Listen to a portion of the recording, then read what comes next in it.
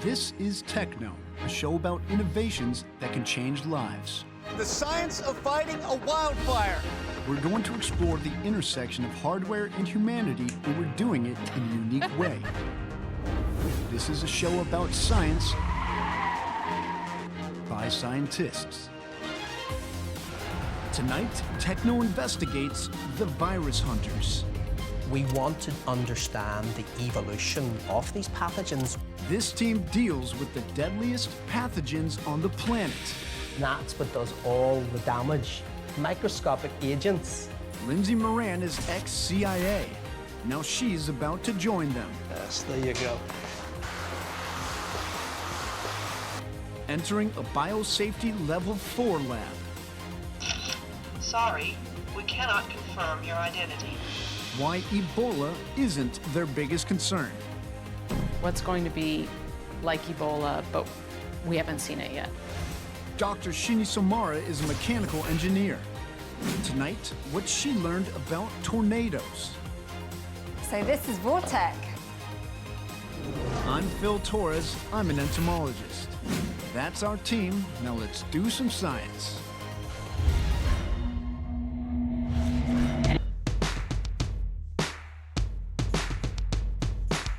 Hey guys, welcome to TechKnow. I'm Phil Torres, joined by Dr. Shini Samara and Lindsay Moran. Guys, recently some very microscopic things have been making some very big news. Viruses. Take Ebola. It really seemed to catch America off guard, and in some places we overreacted, and other places we didn't quite do enough. Yeah, and there's been a lot of scare around Ebola because we don't know that much about it compared to measles, which is also a hot topic at the moment. The interesting thing is when we think of diseases like this, we tend to think of containment. How do we keep them contained? I actually had the opportunity to meet a very select small group of scientists who are seeking out these deadly pathogens in order to be able to understand them. And it might surprise people that they're doing it in one of our major metropolises, but there's a good reason for that. Let's have a look. We are all vulnerable to the tiniest of enemies, viruses. And that's what does all the damage in a big organism like us. Microscopic agents causing really, really big diseases in people. These infectious agents know no boundaries, and in today's hyper-connected world, they can spread faster than ever before. But thanks to modern science, some of the deadliest, like smallpox, have been eradicated. Still others spring back to life when we're not so vigilant. This is a matter of public safety. As the measles outbreak spread, More than 100 people in 14 states and Mexico have now contracted the measles. And then there are the new kids on the block. Lethal viruses like SARS, avian bird flu, and Ebola. Emerging viruses cause about 2/3 of the newly recognized diseases in the world. Scientists are desperately trying to unlock the mystery of how these agents infiltrate us. But to study them, you first need to contain them. The National Emerging Infectious Diseases Laboratories, also known as the Needle, is one of those places. Here in Boston, I'm standing in front of the Needle. This $200 million facility is what's known as a biosafety level 4 lab. Think of it as a supermax prison for deadly pathogens like the Ebola virus. We've been granted unique access before it goes hot. That is, plays host to the world's most lethal viruses. People sometimes call these containment labs containment on steroids because the enormous number of redundancies and safety measures. Ronald Corley, director of the Needle, took me on a tour. So you're walking around the outside of the Biosafety Level 4 laboratory, and the people inside are working with Biosafety Level 2 agents in preparation for getting this laboratory operational. Inside, researchers wear airtight positive pressure suits, also known as spacesuits, and they have their own separate air supply. So what makes a biosafety level 4 lab different from, say, BSL 2 or 3? The key one that you can see here is the engineering. The buildings have to be built as a continuous pour concrete so that when you decontaminate the spaces inside, you can fill them with vaporized hydrogen peroxide and completely kill any agent that may still be inside the laboratory. It's like a building within a building? It's a building within a building. In addition to 1-foot concrete walls, the BSL-4 also has a 16-inch heavily rebarred concrete floor. It's embedded in the bedrock separate from the outer building. So if there were ever an earthquake, the two buildings would shake independently. Keeping these pathogens secure during research is a matter of life and death. Biosafety level 4 is restricted to those pathogens that are considered exotic, cause very high levels of mortality for which we have no therapeutics or vaccines. Researchers must pass through a pair of stainless steel doors set up as airlocks. The airlock also becomes a chemical decontamination shower that scientists must stand under for 7 minutes after doing research in the BSL-4. There are other similar safeguards designed in the architecture of the needle. John Tonkus, Associate Director of Research Safety, took me through the guts of the needle. All right, John, where are we now? So we're right above the Biosafety Level 4 labs. And the majority of what you see here, these units, these are HEPA housings. HEPA stands for High Efficiency Particulate Air Filters, and they filter out particles. And for particles, think viruses. Air from the BSL-4 goes through the HEPA filter twice before being released to the outside world. Liquid waste is also treated several ways. These pipes are double-wall piping, and we have a sample of one right here. So what's the point of the pipe within the pipe? If the inner pipe that the liquid's flowing through ever developed a leak, then it would flow into that outer pipe and be contained. And there are sensors there, and there would be an alarm straight away.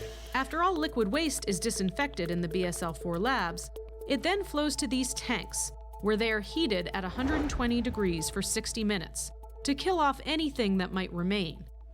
I am, let's do it. And then, of course, there's the human factor.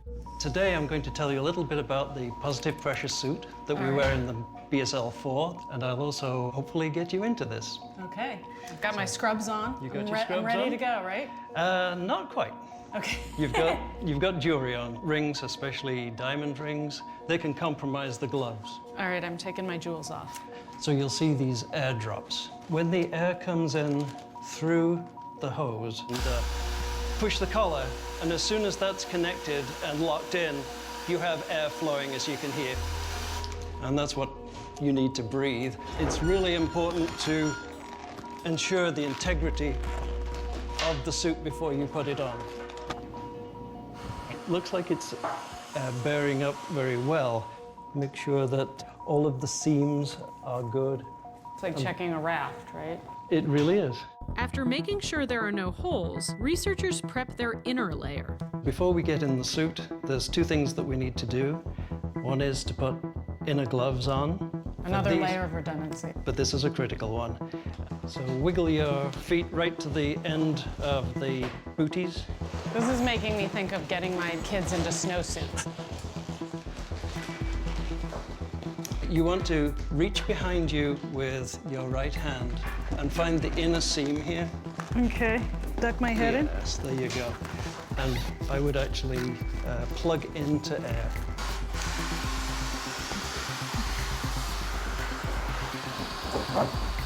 But there you are, you're basically in. Good. It's super comfortable. It's like ventilated footy pajamas. Only after extensive training and security background checks are scientists given clearance to do research in the BSL-4 lab. Please move a little back from the camera. Sorry, we cannot confirm your identity. When I think of the scientific community, I think of a very different culture than the security community. Is there any kind of clash of cultures in a facility like this? Yes, and I think it's a healthy clash. It is part of our everyday existence. If you want to study these types of pathogens, you have to develop a comfort level with the security that goes with working with those pathogens. Security is so tight in the needle that even for demo purposes, this was the end of the line for my access. But in spite of the safety and security measures, the needle has faced a raft of political and legal challenges, which have delayed the opening of the BSL-4. This research center was completed in 2008, but it will not be fully operational until this year. Right. But one of the things that the community asked for was give us a risk assessment that honestly evaluates scientifically the risks of a facility like this. In the end, was a risk assessment that says that these facilities are incredibly safe, they're incredibly secure, and the chances of even multiple failures leading to a release of a pathogen that would influence a population is next to zero. It's never zero, but it's next to zero. While it's not easy to predict what will be the next major outbreak, there's a good chance it will be a virus that originates from animals. There's spillover viruses, viruses that are not common in humans, but when humans come into contact with infected animals, we don't have any natural immunity to them. When viruses jump species, it's called zoonosis, and transmission of zoonotic viruses to humans is becoming more common. Paul Dupré is the director of cell and tissue imaging and a microbiologist who investigates how viruses jump species. We want to develop tools to understand the evolution of these pathogens. What signals might there be that says the virus is acquiring the ability to infect different species? In order to study how these pathogens evolve, Dupré uses a technique called recombinant DNA technology. Put simply, genes from jellyfish are fused with those in viruses. That gene makes a protein which, whenever we shine a light on it, a blue light, it glows bright green. That allows us to very, very sensitively detect where that virus is from the minute it infects a cell and begins to produce its genetic material. So this is a single cell infected with this virus. And you see the way it makes all these spikes so that it sticks nice and tightly to the cell. You can then use the microscope, and it's such high resolution. You can go in really, really close. So look. Wow. So even in a still, you can really see what's happening. You understand the bits of the cell that the virus is hijacking. You can interfere with that process, and that's a drug. But one of the diseases Dupré studies isn't one of the emerging zoonotic viruses. In fact, it's one that's been with humanity for thousands of years: measles. Measles virus is the most infectious human pathogen on the planet. It beats Ebola, it beats flu. Look in Disneyland. This year's measles outbreak spreading to 102 cases nationwide. So the viruses know no borders. We want to understand the basic transmission of that virus in people. Basic research of measles can lead to breakthroughs on other pathogens. If you think of measles virus, that's a BSL-2 agent. We've got a good vaccine, so we vaccinate the workers, and what that allows us to do is develop tools and techniques and approaches, and then move in a direction where we can look at BSL-3 pathogens and ultimately BSL-4 pathogens. Once Dupré and his microscopes are set up to work in BSL-4 spaces, it'll be another team of researchers who will prepare the supply of viruses needed for research. What we will do is to grow viruses. Elke Muehlberger is director of biomolecule production at the Needle. She's no stranger to the spacesuit, having spent over 2 decades researching filoviruses, the family of viruses that Ebola belongs to. What's it like to work wearing one of those rather cumbersome suits? It's heaven. You like it? It's kind of a very quiet world, so nobody distracts you. But she's also pioneered techniques for safely studying these deadly filoviruses outside of BSL-4 settings. At that time, I was very, very interested in the machinery these viruses bring into the cell to amplify their own genome. I remember the first time when I realized, oh, it worked, it actually worked. It was such a nice moment. It was one of the best moments in my life. Eureka moments are rare in virology, but when they happen, they have the potential to save millions of lives. Basic research leads to treatments, vaccines, and diagnostic tools. Microbiologist John Connor has worked with engineers to create a biomedical device to diagnose Ebola. There was a very good survivor rate when people were identified early and treated early. But in West Africa, getting a diagnosis isn't fast. Samples need to be sent to a specialized lab, often hundreds of miles away.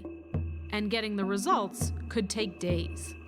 What we settled on is a technology where basically what we do is we take a silicon chip and we can put capture agents that will bind to the Ebola virus.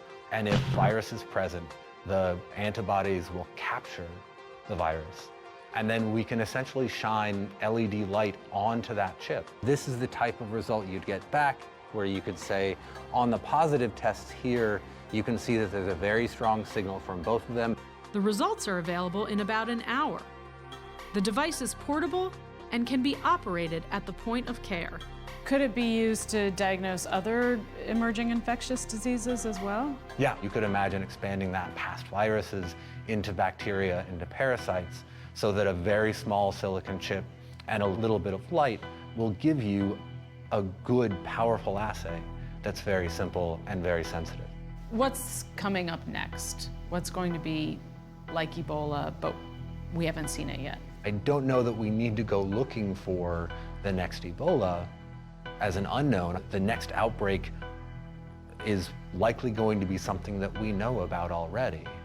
And I think it underscores the importance of not focusing on one. In a way, it's kind of a catch-22 because we have to study these diseases to understand them, but it obviously makes people nervous, even the thought of having the pathogens around anywhere. Just because a pathogen is not here now does not mean it can't be flown over on an airplane. Our best defense for public safety is to understand these diseases and find ways to treat them where they are. So that's really the importance, I think, from a public health perspective of having facilities like this in the United States. And that's why we always have to stay one step ahead of them, because they're out there. We just bring them in here to work with them. We were afforded really a unique window of opportunity because once this lab is hot, there will be no tours, there will be no media, there will be no interviews conducted there. So this is a pretty brief window that we were able to get in there, see how it's done, and get out before the viruses get in. Exactly. But there were some viruses in that building, weren't there? Yes, they are looking at some viruses, but not BSL level 4 viruses. So BSL-4, that's where That's where you draw the line, yeah. So, Lindsay, many of us have read books like The Hot Zone or seen Contagion or Outbreak. It makes for great drama in pop culture. How close is it to reality? Pretty close in some ways. I mean, as I was taking a tour of the facility, I had thoughts of some of those movies. But in fact, the reality is dedicated scientists working day in, day out, using very strict protocol.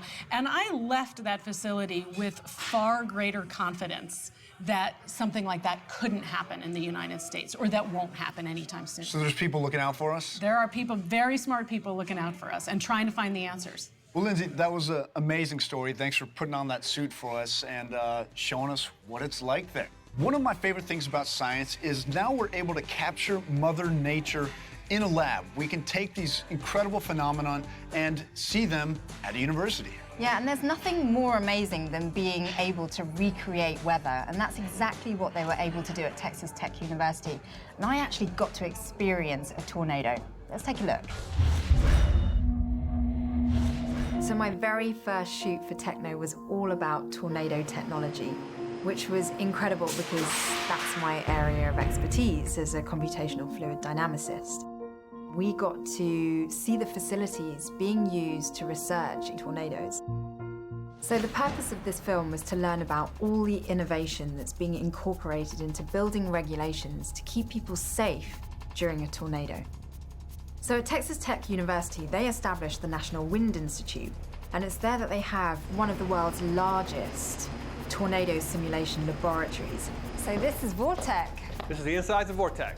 It was great meeting Professor Darrell James, who talked me through the design of the lab.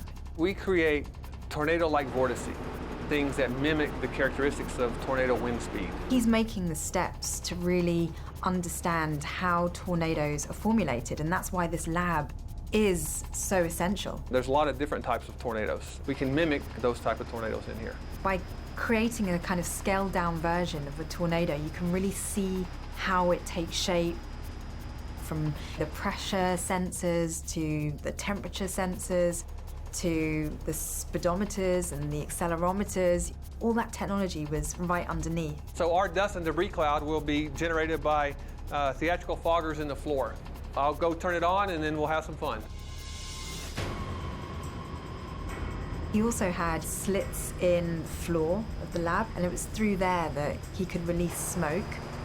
For me, that was a beautiful moment because I've only ever really seen how air flows on a computer screen. I could see up close and very personally just how this smoke was kind of formulating into this very complex airflow, twisting, turning. My hair was going everywhere. Felt like Beyonce for a moment. It gave me goosebumps that he was actually creating a space that can mimic the forces of nature. This is the start of really understanding how they not only formulate, but how they can impact scaled-down models of typical homes. I got to play with one, and we had one on the floor, and we could actually see it lifting off its feet. You know, that happens in real life. Having a lab like this, the possibilities are endless in terms of understanding the effects that tornadoes can have on our lives.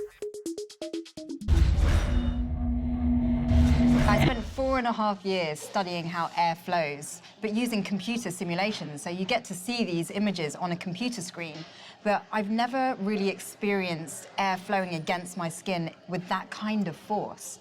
And this kind of experimentation is so important because, yes, the engineers are having lots of fun creating a lab like that, but it's also really necessary for improving building codes and just making shelters safer for people during tornadoes. Having grown up with the iconic Wizard of Oz that I watched every year, tornadoes were a real fear as a kid. So it was just, I can't imagine what it would be like to actually experience being in that vortex. It's actually a problem with tornadoes in the United States. Like, on average, they get 1,000 a year, and the next highest rate of tornadoes is in Canada, and they get 100 a year. So it's important to do this research. Well, from these microscopic viruses in the lab to huge tornadoes in the lab, scientists clearly have the work cut out for them and are approaching this in very creative ways.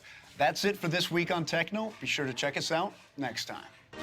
Dive deep into these stories and go behind the scenes at aljazeera.com/techknow. Follow our expert contributors on Twitter, Facebook, Instagram, Google+, and more.